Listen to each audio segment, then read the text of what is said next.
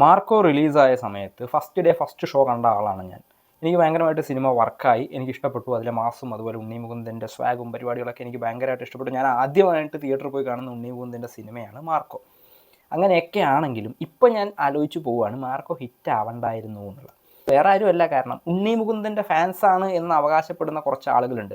ഉണ്ണി മുകുന്ദനെ ആരാധിക്കാൻ വേണ്ടി ഒരു പ്രത്യേക കാരണം മാത്രം കണ്ടെത്തി ആരാധിക്കുന്ന കുറച്ച് ആൾക്കാരുണ്ട്. അതിപ്പോൾ ഉണ്ണി മുകുന്ദനെ വെറുക്കാൻ വേണ്ടി ഒരു പ്രത്യേക കാരണം മാത്രം കണ്ടെത്തുന്ന ആളുകളുണ്ടല്ലോ. അപ്പോൾ അതിൻ്റെ ഓപ്പോസിറ്റ് നിന്ന് ഉണ്ണി മുകുന്ദനെ ആരാധിക്കുന്ന കുറച്ച് ആൾക്കാരുണ്ട്.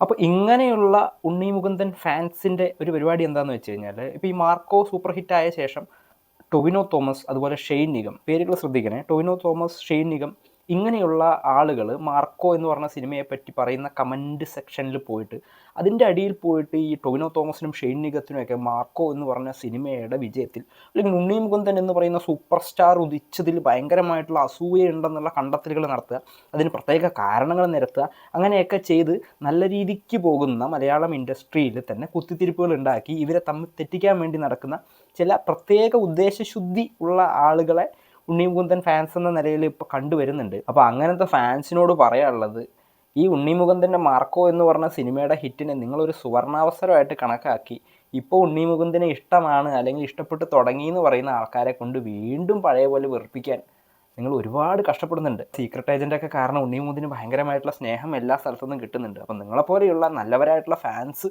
വീണ്ടും ഉണ്ണി മുകുന്ദനെ കൊണ്ട് ആ പഴയ സമാജം സ്റ്റാർ എന്നുള്ള ടൈറ്റിൽ എടുപ്പിക്കാൻ നോക്കരുത്. അത്രേ പറയാനുള്ളൂ.